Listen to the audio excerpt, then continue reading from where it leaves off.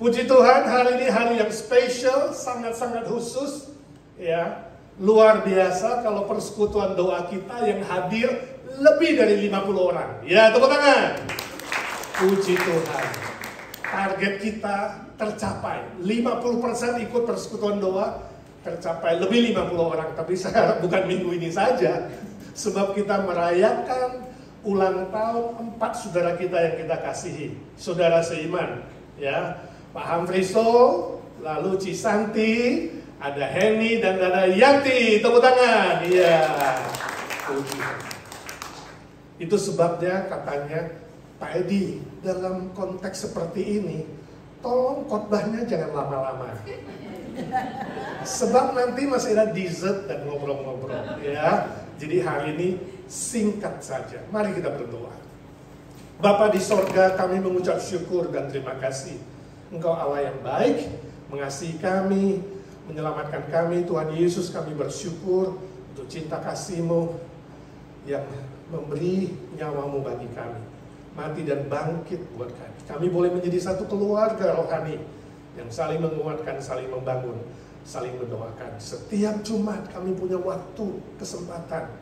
Boleh berdoa syafaat, belajar firman, mendengarkan kesaksian, memuji Tuhan. Semua adalah kebaikan-Mu, kemurahan-Mu yang besar, ya Tuhan. Saat ini kami mau belajar firman-Mu, pakailah hamba-Mu yang lemah, hina, dan terbatas ini. Jadikan dia saluran berkat buat kami. Siapkan hati pikiran kami, ya Tuhan.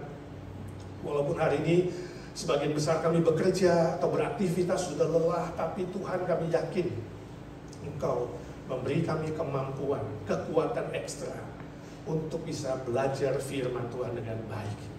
Jadikan kami bukan hanya pendengar-pendengar firman, tapi kami menjadi pelaku-pelaku firman Tuhan. Dalam nama Tuhan Yesus kami berdoa dan memohon berkat Tuhan. Amin. Tema kita malam hari ini adalah bersyukurlah dalam segala hal. Bersyukurlah dalam segala hal. 1 Tesalonika 5:18. Kalau saudara punya Alkitab boleh buka, tapi kalau tidak punya kita hafalkan bersama-sama, ikuti saya satu kalimat demi satu kalimat. Mengucap syukurlah dalam segala hal. 1, 2, 3. Mengucap syukurlah dalam segala hal. Sebab itulah yang dikehendaki Allah di dalam Kristus Yesus bagi kamu. Sebab itulah yang dikehendaki Allah di dalam Kristus Yesus bagi kamu. Wah, hebat ya. Sekarang kita hafal. Mengucap syukurlah dalam segala hal. Mengucap syukurlah dalam segala hal. Sebab itulah yang dikehendaki Allah di dalam Kristus Yesus bagi kamu. Ya, saudara sendiri sekarang. 1, 2, 3. Mengucap syukurlah dalam segala hal. Sebab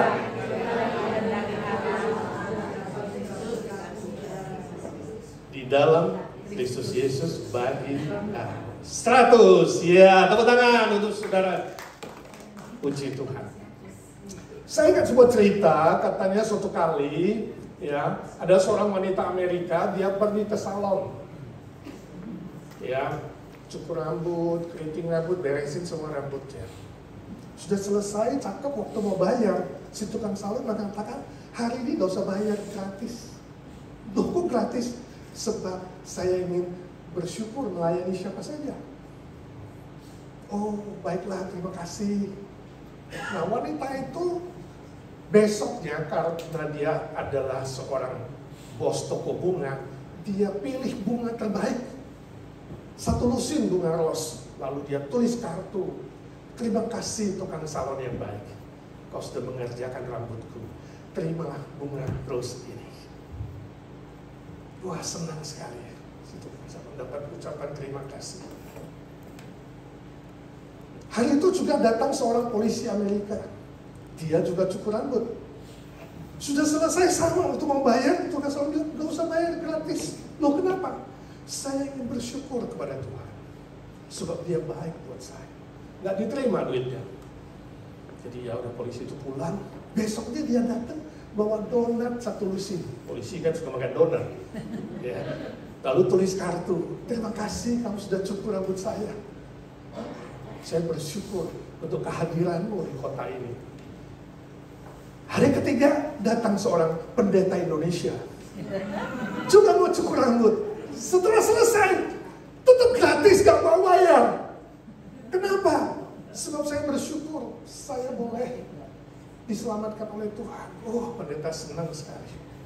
Dia pulang, besoknya dia bawa 12 orang Indonesia,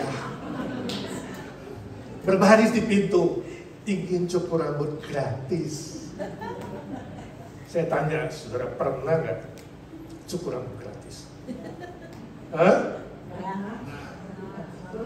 Ikut pendeta itu ya. Saudara, ini adalah humor sindiran terhadap orang Indonesia. Katanya orang Indonesia itu suka yang gratisan, gak bayar, termasuk makan malam hari ini.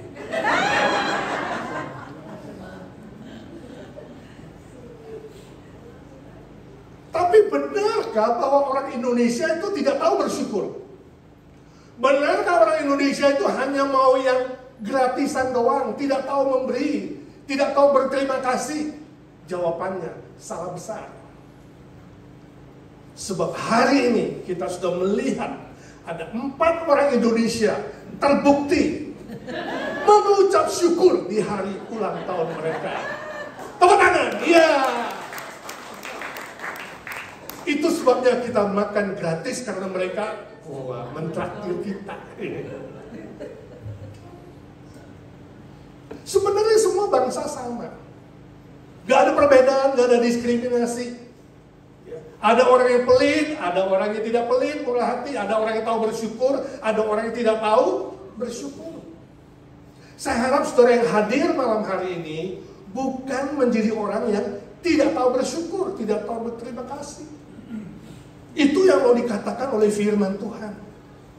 Mengajak kita dengan sebuah perintah. Tuhan katakan mengucap syukurlah. Gak boleh ditawar kalau ada lah. Mengucap syukurlah dalam segala hal.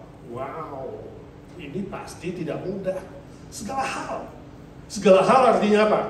Segala perkara, segala persoalan. Ya. Waktu susah, waktu senang, waktu sukses, waktu gagal, waktu sakit, waktu sehat. Segala hal berarti semua waktu. Pagi, siang, sore, malam. Setiap hari. Bulan muda, bulan tua. Tetap bersyukur. Ya kan? Gak tergantung waktu. Segala hal berarti juga segala keadaan. Waktu saudara sedih, waktu saudara senang, waktu saudara berkekurangan, waktu kelebihan, waktu dapat kerjaan, waktu di PHK, ya. Segala hal. Dari kita mengenal Tuhan sampai nanti Tuhan panggil kita pulang, mengucap syukurlah dalam segala hal. Oh, tidak mudah, benar-benar tidak mudah, bukan? Tapi itu adalah kehendak Allah. Kalau kehendak Allah berarti pasti. Kalau kehendak Allah berarti harus. Kalau kehendak Allah berarti gak boleh gagal. Sebab Tuhan Allah gak pernah berdusta, gak pernah berbohong.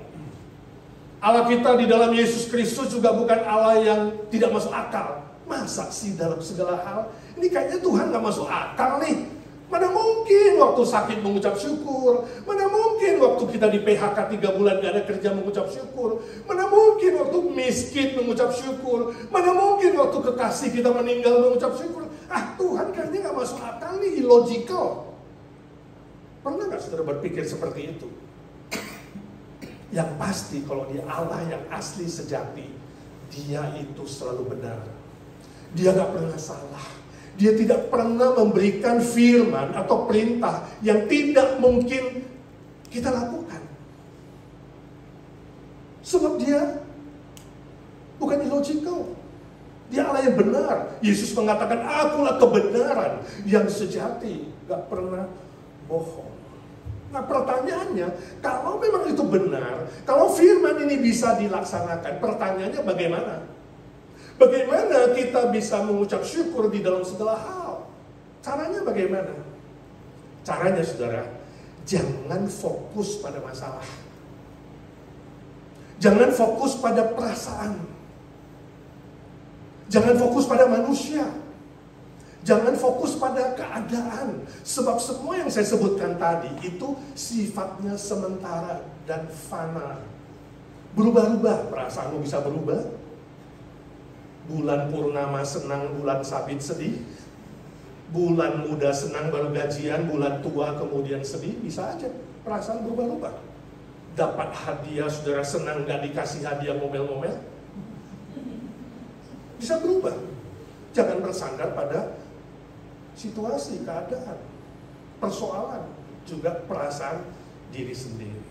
Tapi bersandarlah kepada Tuhan Yesus. Kenapa? Sebab Tuhan Yesus tidak pernah berubah. Dulu, sekarang, dan selama-lamanya. Dia kekal selama-lamanya. Tuhan Yesus berkata, aku menyertaimu hingga kesudahan zaman. Aku tidak pernah meninggalkan kamu. Tuhan Yesus tetap sama kemarin, hari ini, dan selama-lamanya. Itu pasti, bukan mudah-mudahan.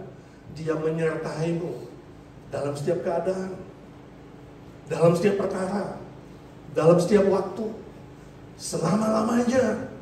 Itu bisa kamu pegang. Sebab janji Tuhan tidak pernah salah. Filipi 4:13 Tuhan berkata, aku akan memberimu kekuatan untuk bisa menanggung segala perkara. Paulus menulis itu di dalam penjara, saudara. Keadaannya sulit. Dia dianiaya, disiksa. Dia miskin. Dia dibiarkan kelaparan. Tapi dia menuliskan, bersandar pada Kristus yang memberi kekuatan padaku. Aku sanggup menanggung segala perkara. Dia pernah tulis ke Korintus juga, surat Korintus 1 Korintus 10 ayat ke-13, bahwa pencobaan yang kamu terima, pencobaan yang datang padamu itu biasa saja. Kadang-kadang baru sakit sedikit, aduh luar biasa, sakitnya luar biasa. Baru patah hati, aduh hatiku hancur dulu, luar biasa. Tuhan bilang, biasa. Kalau cewek ini gak mau kamu, cari cewek lain. Kalau cowok ini tinggalkan kamu, cari cowok lain. Kalau hatimu patah, sambung lagi. Jangan bunuh diri, jangan minum racun, ya. Semua kamu boleh makan kecuali racun, kata teman saya. Bahaya. 1 Korintus 10:13 mengatakan, ketika kamu dicobai, pada saat itu Tuhan akan buka jalan yang baru. Jadi Tuhan menyertai, Tuhan beri kekuatan, dan Tuhan buka jalan. 1, 2, 3. Tuhan menyertai, Tuhan beri kekuatan, Tuhan buka jalan. Sanggup gak? Bisa gak? Bisa gak mengucap syukur dalam segala hal kalau ada 3 janji ini? Ini baru 3. Janji Tuhan itu ratusan. Baru 3 kamu pegang. Janji di Tuhan, aku pegang janjimu. Engkau yang memampukan aku. Engkau yang berjanji buka jalan. Engkau yang tidak pernah meninggalkan aku. Itu sebabnya Tuhan, walaupun titik-titik, walaupun apa saja Tuhan, aku mau mengucap syukur dalam segala hal. Amin. Saya bacakan sebuah tulisan puisi yang sangat indah, ditulis oleh Melody Beattie. Dia seorang pengarang penulis dari Amerika. Ya. Saya coba menerjemahkan sadurannya seperti ini. Judulnya mengucap syukur, membuka hidup bahagia yang penuh. Bersyukur mengubah yang kita punya menjadi kelimpahan. Bersyukur mengubah penolakan jadi penerimaan. Bersyukur mengubah kekacauan jadi keteraturan. Bersyukur mengubah kebingungan menjadi kejelasan. Bersyukur mengubah sepiring makanan menjadi sebuah pesta. Bersyukur mengubah sebuah rumah menjadi sebuah keluarga. Bersyukur mengubah seorang asing menjadi seorang teman. Bersyukur membuat hari kemarin jadi masuk akal. Membuat hari ini ada damai sejahtera. Dan membuat hari besok ada cita-cita yang lebih indah. Amin. Itu bersyukur. Hasilnya pasti baik. Mengucap syukur dalam segala hal, hasilnya pasti baik. Kebahagiaan yang penuh, dia bilang. Oh, saudara di situ diam-diam mendengar, mungkin setengah ngantuk, tapi saudara lipat tangan dan berkata, Pak, khotbah sih gampang, Pak. Prakteknya susah, Pak. Mengucap syukur dalam segala hal susah. Khotbah sih gampang, cuma ngomong. Coba kalau dipraktekin. Ada yang bilang begitu, coba angkat tangan. Pasti gak berani. Saya mengaku gak mudah. Saya gak bilang gampang. Tapi gak mudah itu, sulit itu bukan berarti mustahil. Sebab di dalam Tuhan tiada yang mustahil. Bersandar Tuhan Yesus pasti bisa. Apa? Bersandar Tuhan Yesus pasti bisa. 1, 2, 3. Bersandar Tuhan Yesus pasti bisa. Ada seorang pengkhotbah yang sangat terkenal, pendeta yang terkenal, dia juga penafsir Alkitab, dia juga penulis, dia juga dosen. Namanya Matthew Henry. Suatu hari dia pergi berkhotbah, hari Minggu, pulang melayani khotbah, dia dirampok. Tasnya diambil. Bayangkan, dia barusan khotbah mengucap syukur dalam segala hal, lalu pulang apa? Dirampok. Bayangkan saudara baru pulang dari sini misalnya, tahu-tahu ban kempes, mengucap syukur nggak? Atau saudara mengatakan, sial nih pertama kali kajian si banku kempes. Respon itu sangat penting. Waktu tasnya dirampok dia berpikir, Tuhan, bagaimana saya mengucap syukur dalam segala hal, barusan khotbah. Saya nggak mau jadi pengkhotbah yang hanya bicara, aku mau mempraktekkan apa yang dikhotbahkan. Lalu sepulang ke rumah, dia duduk di kursi, ambil selai kertas, dan dia mulai menulis, karena dia seorang pengarang juga. Dia tulis, aku mengucap syukur kepada Tuhan. Walaupun hari ini saya dirampok, Tuhan melindungiku dan menyertaiku. Saya mengucap syukur, sebab saya dirampok, bukan merampok. Nomor 2, saya mengucap syukur sebab uang dan harta saya diambil, tapi sisanya masih banyak di rumah. Ketiga, saya mengucap syukur sebab uang dan hartaku diambil, badanku gak dilukai karena tadi perampoknya pegang pisau. Aku mengucap syukur kepada Tuhan sebab di dalam tas itu bukan hanya ada uang, tapi juga ada Alkitab dan traktat. Saya berdoa supaya perampok itu membaca dan kemudian dia bertobat. Saudara, kalau kamu mau duduk dengan tenang di hadapan Tuhan dan memikirkan bagaimana Tuhan menyertai kamu di dalam setiap perkara, setiap waktu, setiap keadaan, pasti bisa melahirkan ucapan syukur. Amin. Jadi bersandar Tuhan Yesus pasti bisa. Kita hafalkan 1, 2, 3. Bersandar Tuhan Yesus pasti bisa. Ngomong kepada teman di kiri dan kanan, salamin dia, bilang bersandar Tuhan Yesus pasti bisa. Ayo 1, 2, 3, salamin. Kiri kanan. Ya. Oke. Cukup kiri kanan. Nanti sebelum pulang salamin 50 orang. Bersandar Tuhan Yesus pasti bisa. Amin. Mari kita berdoa. Ya Tuhan Yesus, suara hamba-Mu sudah berhenti. Ya Roh Kudus, Kau yang tinggal di dalam kami, berbicaralah terus melalui pikiran, melalui hati kami. Gelitiklah hati nurani kami kalau kami hanya jadi pendengar tapi tidak melakukan firman Tuhan. Ingatkan kami supaya kami sungguh-sungguh lebih tunduk kepada Tuhan, lebih bersandar Tuhan daripada fokus kepada masalah, persoalan, keadaan manusia dan berbagai macam hal duniawi ini Tuhan yang sifatnya sementara. Yakinkan kami dengan bersandar kepada Tuhan Yesus, kami pasti bisa karena dimampukan oleh Tuhan. Terpuji nama-Mu, Kau sudah dengar doa kami. Sebab kami berdoa memohon berkat dalam nama Tuhan Yesus, satu-satunya juru selamat dan penebus kami yang hidup selama-lamanya. Amin. Yang percaya berkata, amin.